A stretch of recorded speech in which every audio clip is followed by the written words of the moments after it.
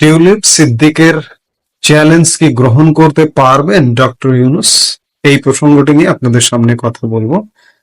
আপনারা ইতিমধ্যে জানেন যে অধ্যাপক ডক্টর ইউনূসের সাক্ষাৎ চেয়ে ব্রিটিশ এমপি টিউলিপ সিদ্দিকী এবং ব্রিটিশ সাবেক সিটি মিনিস্টার টিউলিপ সিদ্দিকী গত 4 জুনের ডেটে একটি চিঠি দিয়েছেন আসন্ন ডক্টর ইউনূসের লন্ডন সফর উপলক্ষে। এবং লন্ডন সফরে তিনি টিউলিপ সিদ্দিকী ডক্টর ইউনূসের একটা সাক্ষাৎ চেয়েছেন। সাক্ষাতের বিষয় মূলত টিউলিপ সিদ্দিকের বিরুদ্ধে যেসব অভিযোগ যেসব অভিযোগে বাংলাদেশের দুদক তদন্ত করছে এসব নিয়ে তিনি কথা বলতে চাইবার আগ্রহ প্রকাশ করে একটি চিঠি দিয়েছেন। এবং এই চিঠিটি মূলত আজকে ব্রিটিশ গণমাধ্যম দ্য গার্ডিয়ানে একটা প্রতিবেদন প্রকাশ পেয়েছে। এই প্রতিবেদনের আলোকে চিঠির বিষয়টি জানা গেছে। প্রতিবেদনটিতে বলা হয়েছে যে প্রধান উপদেষ্টা ডক্টর মোহাম্মদ ইউনূসের সঙ্গে দেখা করে দুর্নীতির অভিযোগ নিয়ে ভুল বোঝাবুঝির অবসান করতে চান যুক্তরাজ্যের সাবেক সিটি মিনিস্টার টিউলিপ সিদ্দিক। তাই অধ্যাপক ইউনূসের আসন্ন যুক্তরাজ্য সফরের সময় তার সাক্ষাৎ চেয়ে চিঠি দিয়েছেন বাংলাদেশের সাবেক প্রধানমন্ত্রী শেখ হাসিনার ভাগ্নে টিউলিপ সিদ্দিকী। যুক্তরাজ্যের সংবাদ মাধ্যম দ্য গার্ডিয়ানের প্রতিবেদনে এই তথ্য জানানো হয়েছে। টিউলিপের বিরুদ্ধে শেখ হাসিনার সরকারের আমলে বাংলাদেশে বাড়তি সুবিধা নেওয়ার অভিযোগ এনেছে কর্তৃপক্ষ। গত বছরের আগস্টে গণঅভ্যুত্থানে শেখ হাসিনা সরকারের পতন হয়। তিনি ভারতে চলে যান। বাংলাদেশে শেখ হাসিনার বিরুদ্ধে মানবতা বিরোধী অপরাধের বিচার প্রক্রিয়া শুরু হয়েছে। সংবাদ মাধ্যমে টিউলিপের বিরুদ্ধে একাধিক অভিযোগ নিয়ে শোরগোল হয়েছে। এর মধ্যে টিউলিপ কিংবা তার মা শেখ রেহানার বিরুদ্ধে প্রভাব খাটিয়ে ৭,২০০ বর্গফুটের প্লট নেওয়ার দুর্নীতি দমন কমিশনের অভিযোগ রয়েছে। টিউলিপ আগাগোড়ায় এসব অভিযোগ অস্বীকার করে আসছেন। আর টিউলিপের আইনজীবীরা বলেছেন এসব অভিযোগ রাজনৈতিক উদ্দেশ্য প্রণোদিত, এর কোনো ভিত্তি নেই। সেই সঙ্গে সংশ্লিষ্ট কর্তৃপক্ষ তার সঙ্গে যোগাযোগ করছে না বলেও অভিযোগ টিউলিপের লন্ডনে ফ্ল্যাট নিয়ে অভিযোগ ওঠার পর সেটা নিয়ে তদন্ত করেন ব্রিটিশ প্রধানমন্ত্রী কিয়ার স্টারমারের উপদেষ্টা লরি ম্যাগনাস। তিনি বলেন মন্ত্রী হিসেবে মানদণ্ডপূর্ণ হয় এমন কর্মকাণ্ডে জড়িত নন টিউলিপ। এরপরও সিটি মিনিস্টারের পদ স্বেচ্ছায় ছেড়ে দেন টিউলিপ সিদ্দিক। এটি গত জানুয়ারিতে এই তদন্তটা হয়েছে এবং টিউলিপ এমন কোন ক্ষমতার অপব্যবহার করে ব্রিটেনে ফ্ল্যাট নিয়েছেন এমন কোন অভিযোগ পাননি ব্রিটিশ প্রধানমন্ত্রীর উপদেষ্টা লরি ম্যাগনাস, যার কারণে তাকে অব্যাহতি দেওয়া হয়েছে। অথচ বাংলাদেশের গণমাধ্যম, বাংলাদেশের কোর্ট কাচারি, বাংলাদেশের দুদক টিউলিপকে নাকানি চুবানি খাইয়ে ছাড়ছে। এই প্রেক্ষাপটেই প্রধান উপদেষ্টা অধ্যাপক ইউনূসকে লেখা চিঠিতে চলমান বিতর্ক নিয়ে আলোচনার সুযোগ চেয়েছেন টিউলিপ। তাই গত সপ্তাহে টিউলিপ চিঠিটা লিখেছেন। সেখানে তিনি লিখেছেন আসছে সপ্তাহে অধ্যাপক ইউনূসের লন্ডন সফরের সময় তার সাক্ষাৎ চেয়েছেন টিউলিপ।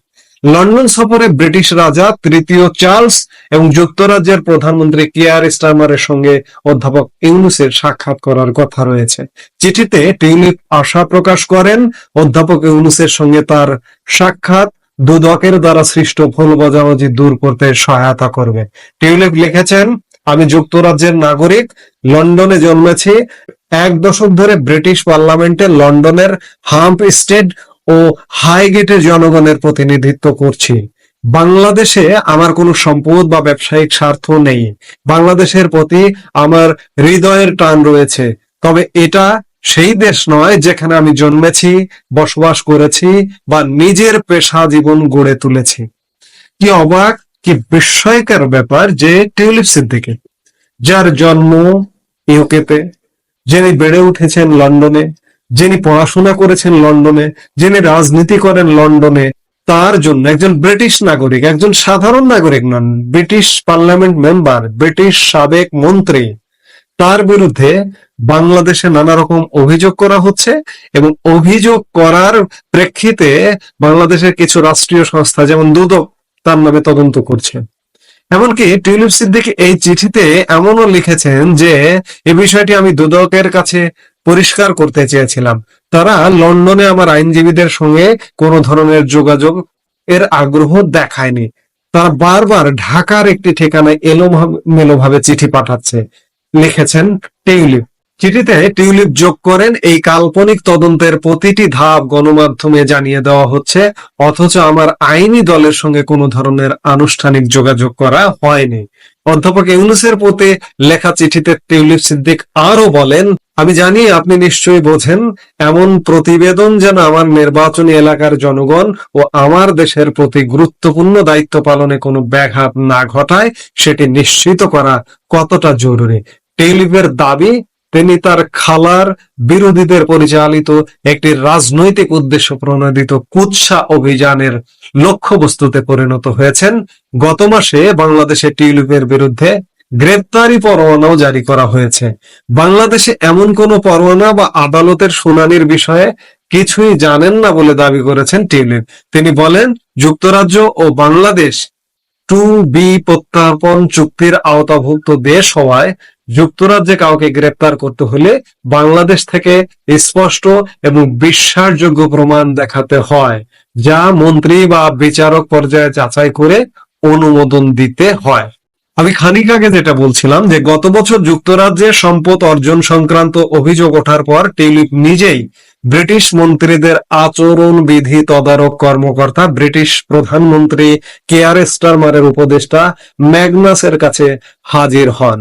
টিউলিপের বিরুদ্ধে দুর্নীতির কোনো প্রমাণ না পাওয়ায় গত জানুয়ারিতে তাকে সব অভিযোগ থেকে অব্যাহতি দেওয়া হয়। ব্রিটিশ পার্লামেন্ট মেম্বার, ব্রিটিশ সাবেক মন্ত্রী ব্রিটিশ তদন্ত সংস্থা থেকে অব্যাহতি পাচ্ছেন, কিন্তু বাংলাদেশে এমন একজন ব্যক্তির নামে কুৎসা রটানো হচ্ছে প্রতিনিয়ত, এবং তার প্রেক্ষিতে টিউলিপ সিদ্দিকী ডক্টর মোহাম্মদ ইউনূসের আসন্ন অর্থাৎ আগামীকাল তিনি যে লন্ডনের উদ্দেশ্যে যাচ্ছেন এবং 10 তারিখ থেকে তিনি 13 তারিখ পর্যন্ত লন্ডনে থাকবেন, এই সময়ে যাতে তিনি একটি সাক্ষাৎ দেন এই জন্য চিঠি দিয়েছেন গত 4 তারিখের ডেটে। এখন প্রশ্ন হচ্ছে যে ডক্টর মোহাম্মদ ইউনূসের নেতৃত্বে একজন ব্রিটিশ এমপি, একজন ব্রিটিশ সাবেক মন্ত্রীর এবং একজন ব্রিটিশ নাগরিকের, যিনি জন্মগ্রহণ করেছেন ব্রিটেনে, তার শেকড় হয়তো বাংলাদেশে আছে, তিনি বঙ্গবন্ধু শেখ মুজিবুর রহমানের নাতনি, কিন্তু তিনি তো বাংলাদেশের সাথে তার কোনো সম্পর্কই নেই। এই যে মিথ্যা বানোয়াট যে অভিযোগগুলো করা হচ্ছে, এই অভিযোগ খণ্ডনের জন্য হলেও ডক্টর মোহাম্মদ ইউনূস একজন ব্রিটিশ পার্লামেন্ট মেম্বারের সাথে কি সাক্ষাৎ করবেন? টিউলিপ সিদ্দিকের এই চ্যালেঞ্জ কি ডক্টর ইউনূস গ্রহণ করবেন বলে এখন পর্যন্ত কোনো কিছু জানা যায়নি। আমার ধারণা যে ডক্টর মোহাম্মদ ইউনূসের এই সৎ সাহসটি আসলে নেই।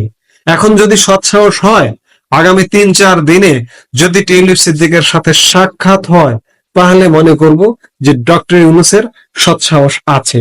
যদি সাক্ষাৎটি তিনি না করেন, তাহলে বুঝে নিতে হবে যে ডক্টর ইউনূস একজন ভীরু, একজন কাপুরুষ, তার চ্যালেঞ্জ গ্রহণ করবার মতো ক্ষমতা নেই। এই মুহূর্তে এ পর্যন্তই। সবাই ভালো থাকুন, সুস্থ থাকুন।